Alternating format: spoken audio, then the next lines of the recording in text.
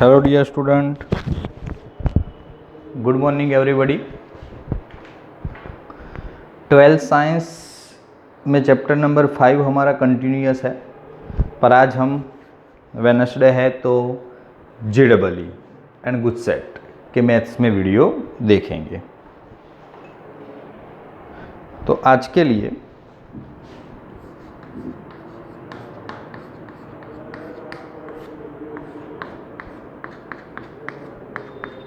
Last 2 times से lecture में P&C permutation and combination के बेटा हमने काफ़ी सारे एग्जाम्पल देखे।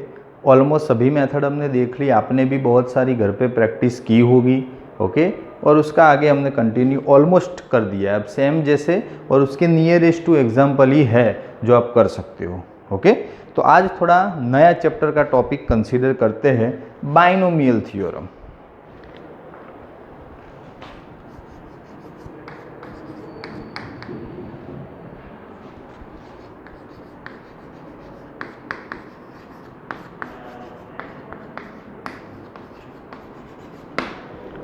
इलेवेंथ साइंस का चैप्टर है, आप सब ने ऑलरेडी किया था। एक बार रिवाइज करके आपको JEE की वही चीज़ आप वहाँ पे भी रिवाइज करो घर पे, उसी लिए दोबारा प्रैक्टिस करा रहा हूँ। तो क्वेश्चन इस तरह से है, नंबर 1 कि भाई शॉर्ट में बताता हूँ, if the sum of the coefficient in the expansion of a plus B के पावर में n expansion of, that means मतलब कि यहाँ पे हमको क्वेश्चन में दिया है 2n is equal to 4096। This is the question and the greatest coefficient in the expansion. Okay, greatest coefficient in the expansion. Okay, general एक एक्सपांशन ऐसा है, लिखते हैं, इसके अंदर बोला है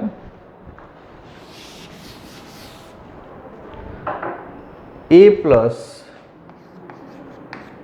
b के पावर में n। ओके, चलो, in the expansion of a plus b के पावर में n is equal to basically 4096 है। ओके, पर कोएफिशिएंट ऑफ एक्सपांशन हमें ढूंढना है, तो a प्लस b के पावर में n, इसको हमारी लैंग्वेज में 2n इज इक्वल टू 4096 बोल सकते हैं। ओके, चलो, तो 2n, और हमें ढूंढना क्या है, तो greatest coefficient in the expansion, greatest coefficient in the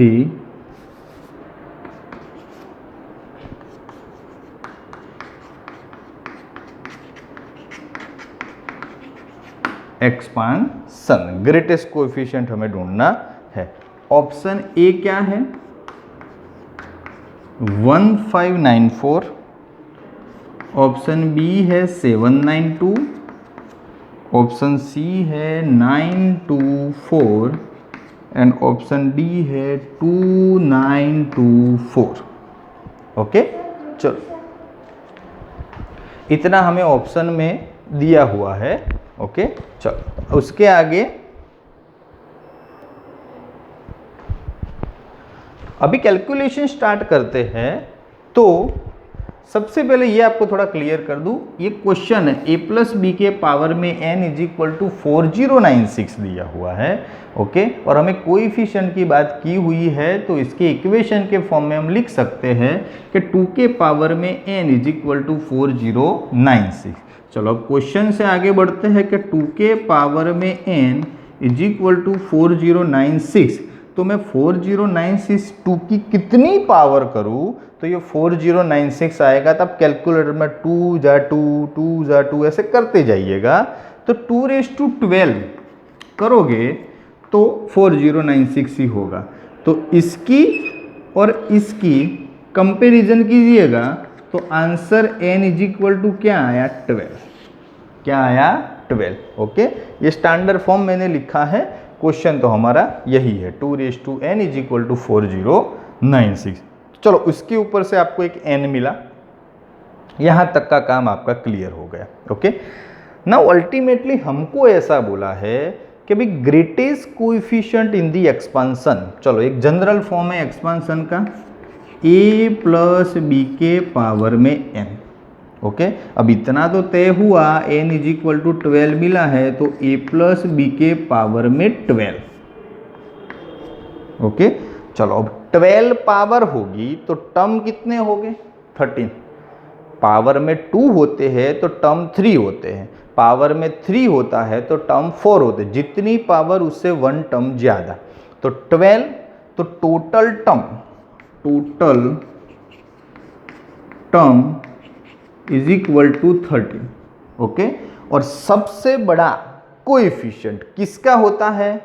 तो मिडल टर्म का। सबसे बड़ा कोएफिशिएंट किसका होगा? तो फिक्स है, पहले भी सिखाया था, आज भी बता देता हूं कि भाई मिडल टर्म के पास सबसे बड़ा मतलब कि ग्रेटेस्ट कोएफिशिएंट होगा। ओके, तो greatest coefficient is equal to middle term coefficient. पूरा मिडल टर्म नहीं चाहिए, मिडल टर्म का भी क्या चाहिए? कोएफिशिएंट ही चाहिए। ओके, तो ग्रेटेस्ट कोएफिशिएंट ढूंढने के लिए ये, तो टोटल टर्म 13। ओके, तो इसमें मिडल टर्म कौन सा होगा? ओके, तो मिडल टर्म 7 नंबर का टर्म होगा। कौन सा होगा? 7 नंबर। 6 इस तरफ, 6 इस तरफ, 12, और मिडल टर्म कौन सा होगा? तो 7 नंबर का। तो ग्रेटेस्ट कोएफिशिएंट तो मिडल टर्म का कोएफिशिएंट, तो हमके मिडल टर्म का कोएफिशिएंट मिल जाए तो बात खत्म। तो मिडल टर्म का कोएफिशिएंट ढूंढते हैं तो हमें किसका कोएफिशिएंट ढूंढना है? कि 7 नंबर के टर्म का। सीधी बात है। ओके, चलो पहले एक आपको टर्म के हिसाब से इक्वेशन बता दूं। ओके, चलो लिख देता हूं यहाँ पे तो भी चलेगा। ये n क्या रिप्रेजेंट करता है? r+1, पता है ना? ओके, t r+1 जो रिप्रेजेंट करता है, r की वैल्यू वहां से मिलती हमें। ओके, nth टर्म तो r+1। जनरल इक्वेशन ऐसा है NCR a⁻n−r and b⁻r। Okay, चलो नाउ हमें 7 टर्म है तो सीधी बात है, यहाँ पे क्या हो जाएगा? t6+1। r की जगह पे अगर टर्म नंबर 7 है तो r6 बनेगा, टर्म नंबर 9 है तो r8 बनेगा। वो हमको पता है, पहले भी गुजरात बोर्ड में हम सीखे। n टोटल कितना मिला? 12, तो 12c6। चलो a की वैल्यू तो पता नहीं है, a ही है, उसमें 12-6, b की वैल्यू भी पता नहीं, उसमें भी 6, पर मेरे को ओनली कोएफिशिएंट चाहिए ना, तो मेरे लिए काम का इतना ही है, a b की मगजमारी में जाना नहीं है। ओके, तो मुझे 12c6 की कैलकुलेशन करनी हो तो ऊपर 12 फैक्टोरियल, नीचे 6, और 12-6 दैट मीन्स अगेन 6। ओके, चलो एक्सप्लेनेशन किया जाए तो 12 × 11 × 10 × 9, 8, 7 एंड 6, नीचे 6 फैक्टोरियल तो एक है ऑलरेडी, फिर 6, 5, 4, 3, 2। चलो 6 फैक्टोरियल कैंसिल, जितना कैंसिल होता है उतना कैंसिल करो। 6 जा 2 तो 12 कैंसिल, 5 जा 2, 4 जा 2, ओके, फिर 3 बचा, 3 जा 3, तो ये 11 और ये 7, 11 जा 7, 77, 3 जा 2, 6, 6 जा 2, 12, तो 77 × 12 कैलकुलेटर का यूज़ करना पड़ेगा। ओके, वैसे हो सकता है नॉर्मली, पर थोड़ा जल्दी आंसर आए। 924, क्या आंसर आता है? 924 है ऑप्शन में, यस, ऑप्शन सी। तो 924 इज अ फाइनल आंसर। बोलो, बैठ गया दिमाग में? बिल्कुल इजी। अगेन एक हमें जनरल सॉल्यूशन बोला है, 2n = 4096, इसके ऊपर से हमें n की वैल्यू मिली। ऐसा बोला है कि ग्रेटेस्ट कोएफिशिएंट इन दी एक्सपांसन में ग्रेटेस्ट कोएफिशिएंट ढूंढना है। ओके, तो एक्सपांसन a + b के पावर में n है। ओके, तो n की जगह पे 12 है, 12 है तो टोटल टर्म 13, 13 में ग्रेटेस्ट एक्सपांसन जो का कोएफिशिएंट होगा वो मिडल टर्म का होगा, तो 13 टर्म में मिडल टर्म नंबर 7 का होगा। नंबर 7 नंबर का टर्म ढूंढेंगे तो उसमें r क्या मिलेगा, 6 मिलेगा, क्योंकि क्वेश्चन ऐसा है कि TR+1 is equal to NCR, ये इक्वेशन हुआ, इसमें r क्या हुआ 6, नंबर 7 के term T7 is equal to T6+1, तो NCR 12C6, ए और बी हमें नहीं लेने हैं क्योंकि हमें कोएफिशिएंट की बात करनी है, पूरे टर्म की बात करनी होती तो ए एंड बी लेना पड़ता, पर पूरे टर्म की बात है नहीं। बोलो समझ में आ गई मेथड अच्छे से? बिल्कुल इजी है, घबराने की ज़रूरत नहीं है। जस्ट स्क्रीनशॉट ले लो बेटा, क्योंकि ये रफ करना पड़ेगा, दूसरा सम के लिए स्पेस थोड़ी कम रहेगी कंपेरेटिवली, ओके, इसीलिए रफ करना पड़ेगा। ओके, कर रहा हूँ rough.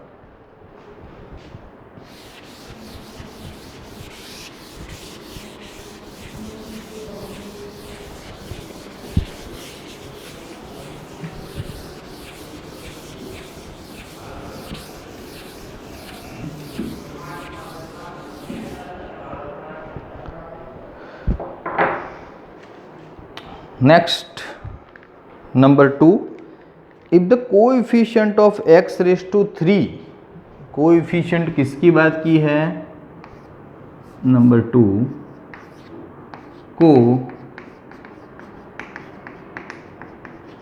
Coefficient of x raised to 3 and x raised to 4, दोनों के कोएफिशिएंट ढूंढने के, एक्सपांसन हमें दिया है 1 + ax + bx स्क्वेर और ब्रैकेट में है 1 - 2x की पावर में 18, तो हमें ढूंढना है ऐसे a, b ब्रैकेट ढूंढना है। ओके, ऑप्शन ऐसे है, option A 14 272 divide by 3, option B है 16 272 डिवाइड बाई 3, 14 की जगह पे 16 डाल दिया है, option C 16 251 divide by 3 and option D 14 251 divide by 3। This is the question, ये सब क्वेश्चन दिए हुए हैं। ओके, चलो नाउ आगे की बात करते हैं। तो हमें एक जनरल इक्वेशन तो ये वाला दिया हुआ, इसमें कोई पावर नहीं है, इसमें ही पावर है और आंसर ए बी के फॉर्म में लाना है। ऑलरेडी क्वेश्चन में ए बी है, चलो थोड़ा अच्छे से लिखते हैं। तो 1 + ax + bx स्क्वेयर, ये फर्स्ट टर्म। दूसरे टर्म को मैं थोड़े सही ढंग से लिखूँ तो 1 + -2x, थोड़ा सेपरेट कर दिया माइनस तो कन्फ्यूज़न ना हो, पावर में 18। ओके, इसका सॉल्यूशन करके x raised to 3 and x raised to 4 का कोएफिशिएंट ढूंढना है। ओके, फिर आपको मतलब कि फाइनल आंसर मिलेगा।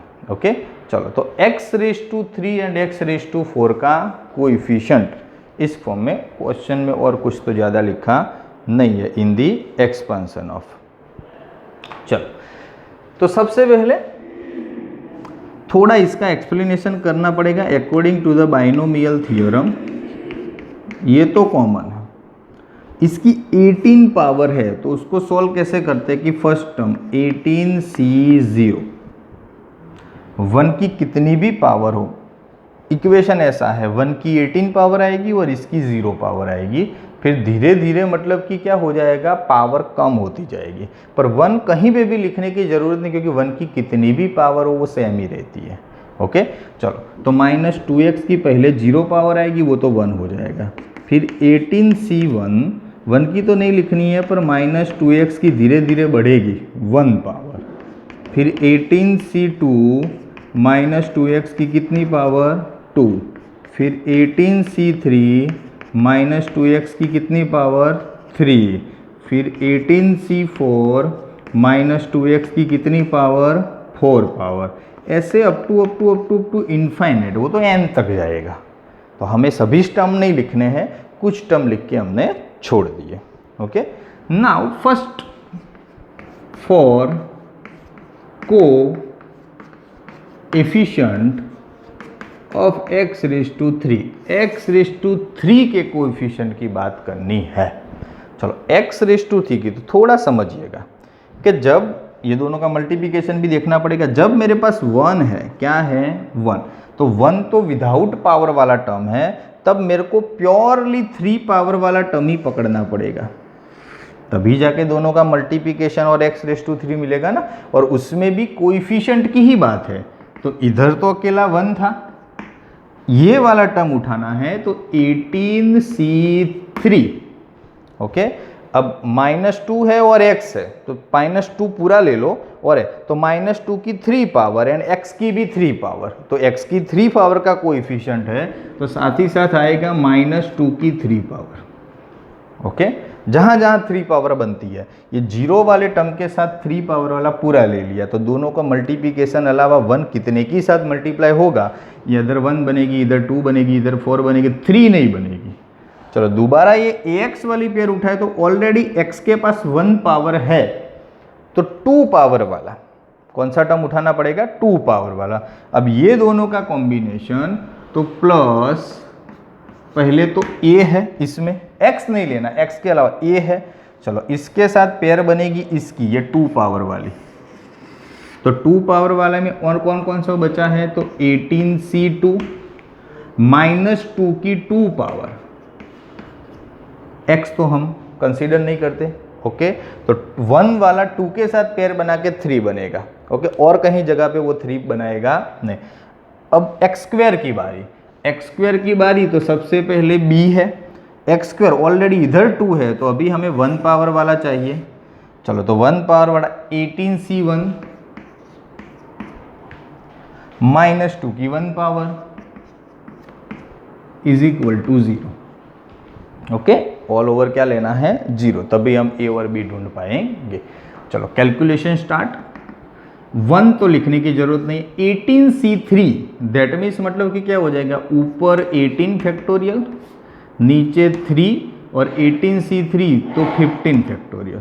ओके, ये नॉर्मल कैलकुलेशन। -2 की 8 पावर तो -8 प्लस a पड़ा है, 18c2 तो 18 फैक्टोरियल, नीचे 2 और 18 - 2 तो 16 फैक्टोरियल, -2 की 2 पावर तो +4 हो जाएगा। ओके, एक और टर्म b पड़ा है, 18c1 तो 18 ही आता है, -2 की 1 पावर तो -2 और इज इक्वल टू 0।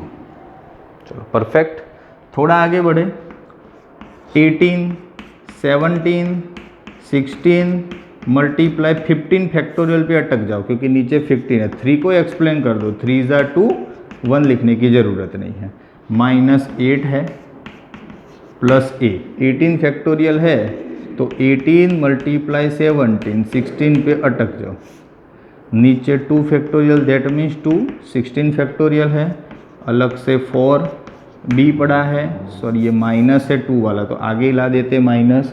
चलो 18 × 2 36 × b क्या है b।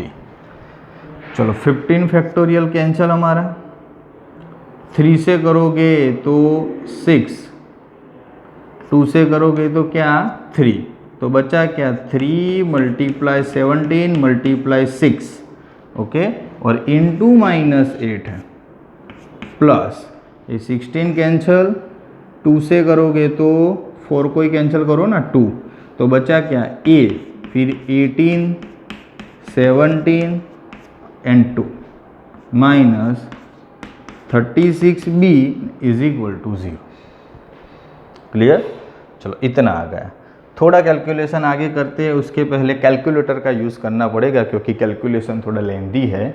चलो 3 × 17 × 16 × 8 6528 तो -6528। चलो ये तो प्लस ही आएगा। 18 17, चलो पहले से 18 × 17 × 2 × 2 तो that means 4 is equal to 1224। Okay, और यहाँ पे हमको एक चीज़ मिस हो गई, ए लिखना बाकी है, इंटू ए। ओके चलो 18 17, अच्छा रुको, यहाँ पे 2 आया ना, यहाँ पे ए है एक्चुअल में, 2 नहीं है। ओके तो ये और भी 2 से डिवाइड होगा।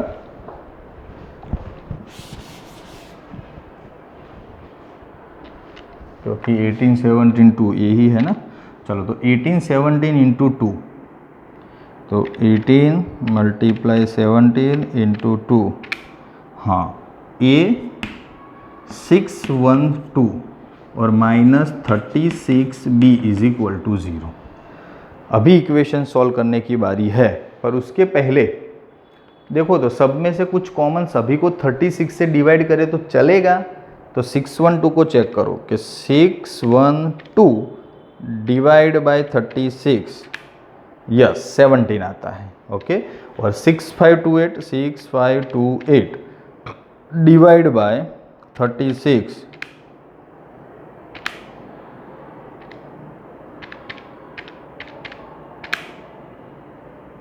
6528 डिवाइड बाय 36, नहीं वो पॉइंट में आता है। ओके तो एक काम करो, सबसे पहले मतलब कि 4 से करे तो चलेगा। 6528 डिवाइड बाय 4, यस 1632 माइनस 1632, इसको 4 से करो 612 को, तो 612 डिवाइड बाय 4 तो आएगा 153। क्या आता है 153, तो 153 इंटू ए और हमने 4 से किया है तो 9b is equal to 0। Okay चलो अभी आगे मतलब कि और भी छोटा करना हो तो 3 + 2 5, 5 + 1 6, 6 + 6 12, 3 से हो पाएगा। चलो 3 से करो तो 1632 डिवाइड बाई 3, 5 और 4, ओके क्या हो जाएगा 5 4, तो -544। चलो 153 को 3 से डिवाइड करो, 153 डिवाइड बाई 3, थोड़ा छोटा हो जाए तो अच्छा रहे, 51a और 9 को करो तो 3b इज इक्वल टू 0। चलो सबको माइनस से मल्टीप्लाई कर दो तो 544 minus 51a plus 3b is equal to 0। Actual में 1 इक्वेशन मेरे पास आया किसका यूज़ करके, coefficient of x raise to 3 का। Same way coefficient of x raise to 4 का करके पूरी कैलकुलेशन ऐसे करनी है, पर JEE में थोड़ा शॉर्टकट ढूंढा जाता है। ये तो मैंने आपको टाइम लेके थोड़ा समझाया, आपको इतना टाइम वेस्ट करना नहीं है। तो हमें अभी क्या करना है, एक शॉर्टकट ट्रिक है कि भाई ये वैल्यू बार बार सब में रखते जाओ। क्या करते जाओ, वैल्यू सभी में रखते जाओ, जिसका आंसर सही आए और जिसका मतलब कि वैल्यूएशन सही आए वो हमारा फाइनल आंसर। तो x रेज़ टू 4 करने की ज़रूरत ही क्या, क्योंकि पहला है वो a रिप्रेजेंट करता है और दूसरा है वो b रिप्रेजेंट करता है। बात तो सही है ना। ओके तो अच्छा ये है कि भाई चलो 251 डिवाइड बाई 3 2 टाइम्स है और 272 डिवाइड बाई 3 2 टाइम्स है। तो हम पहले b की वैल्यू वाली पेयर कोई भी उठाए कि भाई 273, ओके चलो 272 डिवाइड बाई 3 इसके साथ 16, अगर 272 डिवाइड बाई 3 16 सही आया तो ऑप्शन बी, 272 डिवाइड बाई 3 14 सही आया तो ऑप्शन ए, 251 डिवाइड बाई 3 16 सही आया तो ऑप्शन जो भी सही आए उसके हिसाब से हो। चलो तो स्टार्ट करते हैं। रैंडमली वैल्यू लेके हमें तो जस्ट कैलकुलेशन करनी है। ये पहला है वो ए रिप्रेजेंट करता है और दूसरा है क्या है वो बी रिप्रेजेंट करता है। चलो पहले सी ट्राई करते हैं। चलो सी ट्राई करते हैं तो ऑप्शन सी क्या है, क्वेश्चन तो यही है 544 पूरी कैलकुलेशन यहाँ पे मतलब कि सी को लेके चेक करते हैं। तो 544 minus 51a minus 51 option C, तो कहाँ गया ऑप्शन सी, यस ए क्या है 16 है। चलो 51 यहाँ पे 16 और 251 डिवाइड बाई 3 तो प्लस 3 251 डिवाइड बाय 3, चलो 3b है। ओके चलो 3 3 तो कैंचल, तो 5 4 4 51 इंटू 16, 51 इंटू 16 तो 816 क्या आएगा 816 और प्लस है 251 क्योंकि ये दोनों तो कैंसिल। ओके तो 544 प्लस 251 51 544 प्लस 251 795। ओके ये होगा 795 माइनस 816 तो डज नॉट इक्वल टू 0, 0 नहीं हुआ। दैट मीन्स हमारा आंसर क्या रहा कैंसल। 0 होना चाहिए तभी आंसर सही, तो ऑप्शन सी नहीं आ सकता। चलो कैंसल। ओके सीधी बात है। चलो ये कैंसिल हुआ, फिर मतलब कि अब ऑप्शन ए या बी कोई और ट्राई करो। चलो तो ये तो 544 सही है, अभी ऑप्शन ए को पकड़ते हैं। चलो ऑप्शन ए, तो क्या चेंजेस ऑप्शन ए में 14 एंड 272 डिवाइड बाई 3 है, तो 16 जगह पे 14 और 272 डिवाइड बाई 3 तो 544 51 इंटू 14। चलो तो क्या है 51 इंटू 14 तो 714 क्या आएगा 714 और यहाँ पे 272 तो है, तो 544 प्लस 272 544 प्लस 272 816 आता है। 816 minus 714 again does not equal to 0, तो ऑप्शन ए भी सही नहीं है। ओके चलो ए को भी कैंसिल कर दो। बात आई ऑप्शन बी की। चलो तो ऑप्शन बी, तो 16 एंड 272 डिवाइड बाय 3, तो 14 की जगह पे अगेन ये तो रफ ही कर दो, 14 की जगह पे 16 और 272 डिवाइड बाई 3 ये सही है। चलो तो 544 51 मल्टीप्लाई 16 क्या आएगा 51 मल्टीप्लाई 16 816 क्या आएगा 816 और प्लस 272। चलो 544 प्लस 272 544 प्लस 272 816 परफेक्ट। ये दोनों का सम आता है 816 माइनस 816 इज इक्वल टू 0, तो option B is right. Okay तो हमें क्या x⁴ की कैलकुलेशन ही नहीं करनी पड़ी, वरना 2 आते फिर एलिमिनेशन मेथड से a एंड b ढूंढ सकते एंड फिर कैलकुलेशन आगे चलती। पर बाय डिफ़ॉल्ट हमारा क्या हो गया कि भी शॉर्टकट ट्रिक से हमने सीधा ऑप्शन पे कंसंट्रेट किया और वैल्यू रखने की कोशिश की और बाय डिफ़ॉल्ट हमको अच्छे से मिल गई। ओके तो चलो सम को अगेन थोड़ा देखते, बिल्कुल इजी है। कोएफिशिएंट x⁴ ढूंढना है, 2 ब्रैकेट है, ये 18 पावर को मैंने according to the binomial explanation कर दिया। अब 1 के साथ मल्टीप्लाई करो तो 3 पावर वाला टर्म, 1 पावर वाले के साथ करो तो 2 पावर वाला टर्म और 2 पावर वाले के साथ करो तो 1 पावर वाला टर्म, 3 ही टर्म आएंगे। फिर calculation according to the rules. Okay फिर बार बार ऑप्शन डाल के इसमें वैल्यू डालनी है जो हमारा फाइनल आंसर रहेगा। ओके ऐसे ही सम बेटा घर पे दूसरे भी प्रैक्टिस कीजिएगा। नेक्स्ट लेक्चर में अभी और भी कुछ सम देखेंगे नई मेथड के हिसाब से। ओके पर आज के लिए इतना रखते हैं, आज का लेक्चर खत्म। Okay thank you.